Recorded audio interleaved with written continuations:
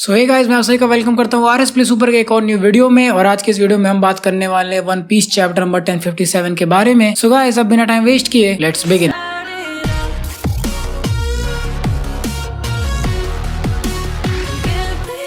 Chapter start होता है actually में शैंक्स के क्रू से, जहाँ पे वो लोग एक चाइल्ड केयर मीटिंग कर रहे होते हैं, जहाँ पे वो लोग इस समय ये सोच रहे होते हैं कि आखिर वो लोग ऊटा को कैसे संभालेंगे। यहाँ पे सभी इसलिए परेशान है क्योंकि ऊटा सो भी नहीं रही है, लगातार रो रही है। एंड एक्चुअली में क्रू को कुछ समझ में आ नहीं रहा है कि वो क्या करे कि वो लड़की शांत हो जाए। शैंक्स सर पे हाथ रख के परेशान है क्योंकि वो काफी टाइम से सो नहीं पाया है। अभी शैंक्स को कुछ भी समझ में नहीं आ रहा था कि वो कैसे ऊटा को शांत करे, लेकिन तभी उन्हें याद आता है एक औरत की जो कि एक बच्चे को हाथ में लेके गाना गा रही थी एंड वो बच्चा आराम से सो गया था। सो यहाँ पे इस औरत के बारे में बात कर लेते हैं, आखिर ये औरत पर्टिकुलरली कौन हो सकती है। जहाँ तक हम एस को जानते हैं तो इस बचपन से डाडान के पास था। तो हमारे पास जो अगला कैंडिडेट बचता है इसके लिए वो है Luffy. And this is very possible कि ये लड़की या ये औरत लूफी की केयर टेकर हो सकती है, ना कि उसकी मॉम, बिकॉज उसकी मॉम के बारे में ओडा सेंसे ने बोला था कि वो एक अच्छी माँ नहीं है, वो काफी टफ कैरेक्टर है। So this can be particularly a woman जो कि लूफी की केयर कर रही थी जब तक लूफी इतना बड़ा नहीं हो गया। एक गार्प लूफी को भी डाडान के पास ले गया था। यहाँ पे मेरे फ्रेंड एमआरजे का बोलना ये था कि ये लूफी की मौसी हो सकती। इसके बाद पूरा का पूरा क्रू साथ में नाचने गाने लगता है, जिसको देख के ऊटा रोना बंद कर देती है और खुश हो जाती है। एंड फिर हमें नेक्स्ट पैनल में दिखाया जाता है कि यहीं से ऊटा को अपने अगले गाने का आइडिया आया। Now moving on to the chapter. तो चैप्टर का टाइटल जिसका नाम है final curtain. So final curtain से यहाँ पे मतलब यही है कि ये फाइनल चैप्टर है पूरे वानो आर्क का। एंड यहाँ पे हमें एक्ट नंबर 3 क्लोज होते हुए दिखेगा। खैर, अगर हम वानो आर्क की बात करें तो ये आर्क एक्चुअली में काफी ज्यादा यूनिक था, क्योंकि ये एक लौता ही ऐसा आर्क है जिसमें एक्ट 1, एक्ट 2 एंड एक्ट 3 जैसे करके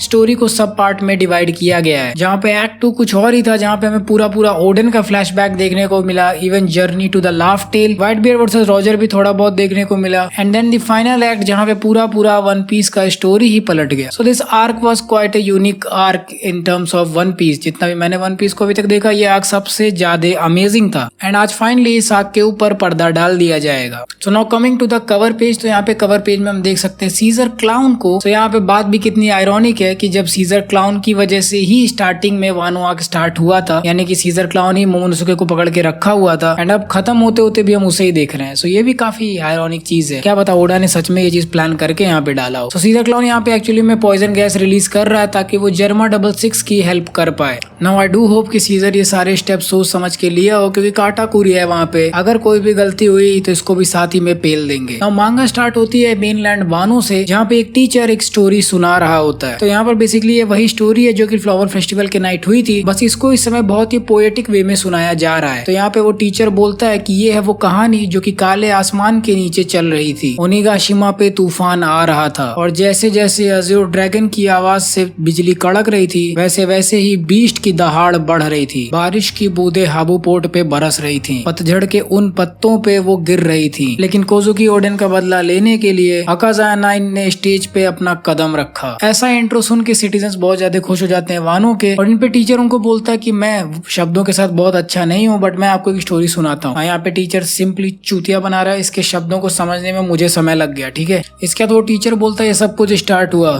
फायर फेस्टिवल की शाम को। एंड इसके बाद सीन चेंज हो जाता है और हम देखते हैं टोकागे पोर्ट जो कि उडोन में स्थित है ना। अगर आपको उडोन याद हो तो वो पूरा ही एक बंजर जमीन था, लेकिन क्योंकि ग्रीन बुल यहाँ पे गांड फाड़ के गया है सबकी, तो ये पूरी तरह से जंगल बन गया है। इस समय उडोन शायद पूरे वानो में सबसे ज्यादा फर्टाइल जगह बन चुकी है। यहाँ पे मोमोनोसुके पूछता है यामाटो से कि आखिर तुम सी में बाहर क्यों नहीं जा रही हो। इस पे यामाटो उसको बोलती है हाँ, मैं इस समय वानो में ही रुक रही हूँ। मैंने ये बात ऑलरेडी लूफी और उसके क्रू को बता दी है। तो मोमोनोसुके उससे पूछता है कि क्या तुम डर रही हो या फिर तुम्हारे अंदर इतना डिटर्मिनेशन नहीं है। इस पे यामाटो उसको बताती है कि ओडेन ने भी तो अपनी जर्नी पहले वानो में घूम के स्टार्ट की थी, और यहाँ पर मुझे भी पूरे वानो के बारे में कुछ भी पता नहीं है, इसीलिए मैं वही रास्ता चूज करूंगी जो कि ओडेन ने चूज किया था, और एक दिन मैं भी बाहर समुद्र में निकल जाऊंगी। इसमें मोमोनोसुके उसको बोलता है कि मुझे तुम्हारे ऊपर विश्वास नहीं हो रहा। तुमने और लूफी ने ऑलरेडी ये सारा कॉन्वर्सेशन करके रखा है। इस बात में मैं लूफी को कभी माफ नहीं करूंगा। आखिर मुझे ऐसा ट्रीट क्यों किया गया, बिना मेरे से कोई बात बोले वो वानो छोड़ के कैसे जा सकता है। इसके बाद एक फ्लैशबैक सीन हमें देखने को मिलता है, वही काइडो वाला, जहाँ पे काइडो मोमोनोसुके को टॉर्चर कर रहा था और वो उसको बोल रहा था कि तुम्हारे बाप लॉर्ड नहीं बल्कि एक चूतिया है। एंड हम वो वाला भी पंखाजाड़ वाला सीन देखते हैं जहाँ पे मोमोनोसुके पहली बार लूफी से मिलता है। एंड फिर हम वो वाला भी सीन देख रहे होते हैं जहाँ पे वो और लूफी एक दूसरे से झगड़ रहे होते हैं, जहाँ पे लूफी उसको बोल रहा था कि क्या हुआ अगर तू वॉरियर बनेगा, मैं भी एक दिन किंग ऑफ पायरेट बनूंगा। एंड इसी पे दोनों एक दूसरे से लड़के एक दूसरे को चिढ़ा रहे होते हैं। एंड इसके बाद एक और काफी इंपॉर्टेंट फ्लैशबैक हम देखते हैं जहाँ पे लूफी मोमोनोसुके को फोर्स करता है कि वो अपना रिजॉल्व सच में यहाँ पर दिखाए, जहाँ पे लूफी ने एक्चुअली मोमोनोसुके के मुंह पे बोला था कि तुम क्या हो, तुम बस क्या एक पोजीशन होल्ड करते हो, तुम्हारे अंदर दम नहीं है, बस वहाँ बैठ के रो रहे हो। और जिसपे मोमोनोसुके एक्चुअली में मोटिवेट होकर बोलता है कि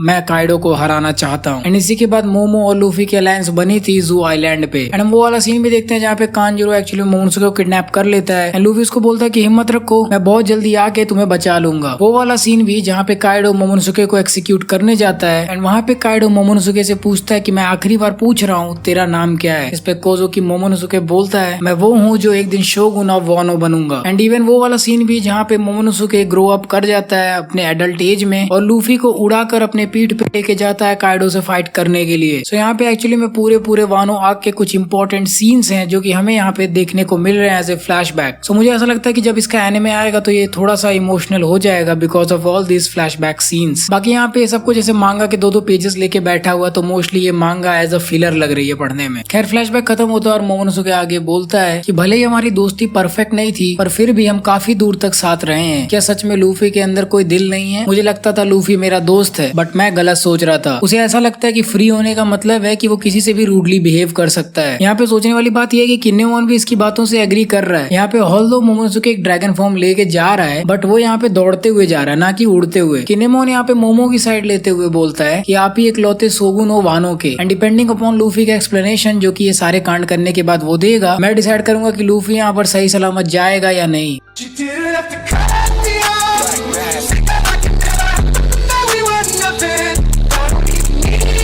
एंड इसको कहते हैं औकात से ज्यादा सोचना किन्नेमोन। ठीक है, तुम किसकी बात कर रहे हो? खुद तो 2 बार साले गिर चुके हो। जिस बंदे ने काइडो को खत्म किया तुम उसको काटने का सोच रहे हो, इवन जबकि जोरो उसके बगल में खड़ा है। छोड़ो, जान दो, रहने दो यार, इनको सच में अपनी कंट्री खोलने की जरूरत है। ठीक है, इसके बाद सीन चेंज होता है और हम देखते हैं टोकागे पोर्ट उडोन को, जहाँ पे इस समय लूफी, लॉ और किड वानो छोड़ के जाने की तैयारी कर रहे हैं। यहाँ पे लॉ उनसे बोलता है कि याद रखो अगली बार जब हम मिलेंगे तब हम दुश्मन होंगे, रोने मत लगना अगर हम तुम्हारी जान के पीछे पड़ जाएं। जिस पे लूफी बोलता है ठीक है समझ गया। चॉपर बहुत प्यार से बोलता है कि बाद में कभी मिलेंगे टोराओ। इस पे लॉ उसको गुस्सा होकर रिप्लाई करता है चल भाग यहाँ से। किड यहाँ पे बोलता है फाइनली चलो अब यहाँ से निकलते हैं। लेकिन तभी उन्हें जोर से मोमोनोसुके की आवाज आती है जो कि अपनी मॉन्स्टर फॉर्म में बहुत ही गुस्से से लूफी की तरफ बढ़ रहा होता है। यामाटो बोलती है कि हम तुम्हें अलविदा बोलने आए हैं और सांजी एज यूजुअल उसको देख के बहुत ही ज्यादा खुश हो जाता है। ना लूफी से मिलने से जस्ट पहले मोमोनोसुके अपना ड्रैगन फॉर्म डीएक्टिवेट कर देता है और वो लूफी के ऊपर कूद जाता है। वो उसको बोलता है लूफी ये क्या हरकतें हैं, आखिर तुम अपने 2 सबसे क्लोज कॉमरेड्स को बिना भी एक शब्द बोले यहाँ से कैसे जा सकते हो? तुमने शोगुन को गुस्सा दिला दिया है, तुम्हारे पास खुद की तरफ से कुछ बोलने को बचा है या नहीं? इस पे लूफी उसको बोलता है कि इतना क्या गुस्सा हो रहा है, हम मिल रहे हैं ना अभी। इसके मोमोनोसुके बहुत ही गुस्से में लूफी को बोलता है कि ध्यान से सुन, ये शोगुन के कमांड है। एंड नेक्स्ट ही पैनल में हम देखने लगते हैं कि मोमोनोसुके एक्चुअली में जोर जोर से रो रहा है और वो बोल रहा है कि प्लीज वानो को छोड़ के मत जाओ, मैं अकेला पड़ जाऊंगा, मुझे हमेशा ही तुम्हारे साथ रहना है, हमारा साथ इतने जल्दी खत्म नहीं हो सकता। आज मैं इसीलिए जिंदा बचा हूँ क्योंकि तुम हमेशा मेरे साथ थे, तुम ही एक ऐसे रीजन हो कि जिसकी वजह से आज मैं दोबारा हंस सकता हूँ। मेरे माता पिता का बदला लेने के लिए बहुत बहुत शुक्रिया। मैं तो अपने दिल की बात भी यहाँ पे ठीक से नहीं बोल पा रहा, मुझे नहीं पता आगे क्या होने वाला है। इस पे जोरो ये सारे सीन को देख कर कह रहा होता है कितना अजीब सा सीन है और नामी रोते हुए बोल रही होती है कि वो अभी भी अंदर से एक बच्चा ही है। लूफी उसोप की तरफ हाथ करता है और पूछता है रेडी है? जिस पे उसोप चिल्ला के बोलता है हाँ ब्रो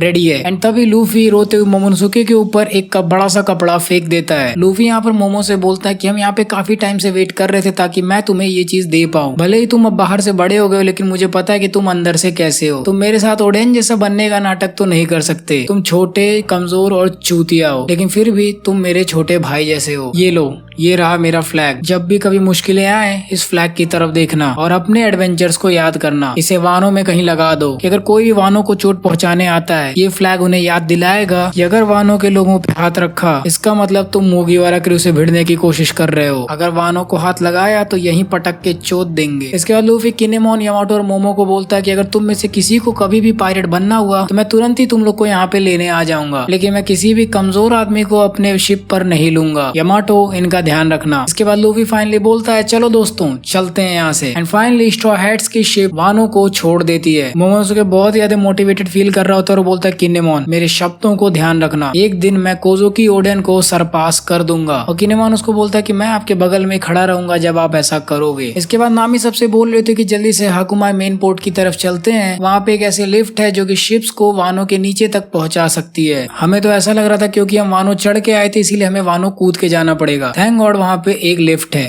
जिसपे यूस्टस किड उन लोग को चिढ़ाते हुए बोलता है हाँ तुम लोग तो ऑब्वियसली लिफ्ट का यूज करोगे ही, वैसे भी वो सेफ ऑप्शन है, कौन सा तुम लोग के अंदर दम है, तुम जैसे पुसीज के लिए यही बेस्ट ऑप्शन है। एंड ये बात अनफॉर्चुनेटली ट्रफर्गर और लूफी के कानों तक पहुंच जाती है, दोनों की झांटों में आग लग चुकी है। लूफी यहाँ पर जिम्बे से बोलता है हैंडल देना तो बहिंचोद। एंड इसके बाद हम एक्चुअली में देखते हैं कि वो तीनों ही शिप इन लोगों ने वानो से नीचे कुदा दी है। सच में इन तीनों में दिमाग नहीं है और इतना बड़ा सा वानो का बॉर्डर, उसके ऊपर से इन्होंने शिप कुदा दी। मैं बस ये सोच रहा हूँ आखिर किस लकड़ी की बनी है, इनकी शिप की टूट ही नहीं रही है। इसके बाद नैरेटर यानी कि ओडा सेंसेई हमको बताते हैं कि जिन क्रिमिनल्स को मोमोनोसुके पकड़ के लाया था उन्होंने असली विजडम किंग जैसा गर्दा मचा दिया। विजडम किंग अगर आपको नहीं पता तो ये एक भगवान है जो कि इंडियन ओरिजिन से है और इनको बुद्धिज्म में विजडम किंग बोलते हैं। संस्कृत वर्ड में इन्हें विद्या राजा भी कहा जाता है। इनके 5 अलग अलग फॉर्म्स हैं लेकिन इनमें से 3 फॉर्म्स थोड़ा बहुत लूफी, किड और लॉ से मैच करते हैं। ऑल्दो बहुत ही रेलिवेंट सिमिलरिटी नहीं मिली इसीलिए उनके बारे में मैं यहाँ पर नहीं बता रहा हूँ। नैरेटर आगे बोलते हैं कि इवन ग्रेट ड्रैगन काइडो और ग्रेट ओरायन ओरोची भी उनको डिफीट नहीं कर पाए। अपने आखिरी मोमेंट्स में तो इन किंग्स ने आसमान काट दिया था, मतलब क्लैश ऑफ कॉन्करर्स आके की बात हो रही है यहाँ पे। इसके बाद वापस से वही पेज 1 का प्ले स्टार्ट होता है जहाँ वो टीचर सबको स्टोरी सुना रहा था कि कैसे ओरोची जलने के बाद भी नहीं रुक रहा था। उसका हेटरेट इतना ज्यादा था कि वो मरते मरते भी कोजुकी को खत्म करना चाहता था, लेकिन तभी ओडेन का नंबर 2 मैन एके डेंजिरो ने आके उसका सर काट दिया। अपने आखिरी सर कटने के बाद फाइनली कुरुजुमी ओरोची अब अपने घुटनों पर आ गया था और ठीक उसी वक्त एक बड़े से लाइटनिंग फ्लैश के बाद इवन पूरा ओनिगाशिमा भी नीचे आ गया था, जिसका मतलब था ग्रेट ड्रैगन किंग काइडो भी खत्म। फाइनली वानो के ऊपर के काले बादल हटने लगे थे और सूरज की रोशनी इन बादलों को चीर के वानो को रोशन करने वाली थी, लेकिन फिर कुछ ऐसा था जो रुक नहीं रहा था। जलता हुआ ओरोची अभी भी नहीं रुक रहा था। मरते मरते अपने बदजात मुंह खोल के उसने बोला कि कुरोजोमी की नफरत इस कंट्री को हमेशा ही खाती रहेगी। लेकिन प्रिंसेस हियोरी ने सब कुछ देखा और सहा था पिछले 20 सालों से जो वानो में चल रहा था। अपने समुराई का हाथ छोड़ हियोरी बिना डरे ओरोची की तरफ बढ़ के अपने हाथों में सिंबल ऑफ कोजुकी लेके 20 सालों की कड़ी तपस्या अपने माता पिता और अपने वानों को याद करके उसकी आंखों में देख के बोलती है कुरोजुमी तुम एक कोयले समान हो और तुम पैदा ही हुए हो जलने के लिए। और वो दिन आया जब फायर फेस्टिवल खत्म हुआ। फाइनली सारे वेपन्स अब रेस्ट कर सकते हैं। एक बहुत बड़ी स्टोरी स्टार्ट हुई जब सभी रिवर्स क्रिसेंट मून वाले लोग मिले। मतलब ये उस टाइम की बात हो रही है जब सभी लोग वो जो मून वाला सिंबल अपने पैरों पे लगाए हुए थे वो सभी लोग एक साथ मिले। इस वॉयलेंट हिस्ट्री का खात्मा हुआ एक बड़े से रियूनियन के साथ। जो भी खून बहा क्लैन को रिवाइव करने के लिए वो कभी भूला नहीं जाएगा। सबके सैक्रिफाइसेस हमेशा ही वानों की हवा में बहती रहेंगी। और इसी के साथ कहानी खत्म होती है हमारे उन समुराइज की जो एक मिरेकल के साथ हमारे पास वापस आ गए। और इसी के साथ अब इस कहानी को एक ब्रेक देने की जरूरत है। एंड अगली बार तक सायोनारा। इसी के साथ वानो एक्ट 3 के ऊपर पर्दा डाल दिया गया है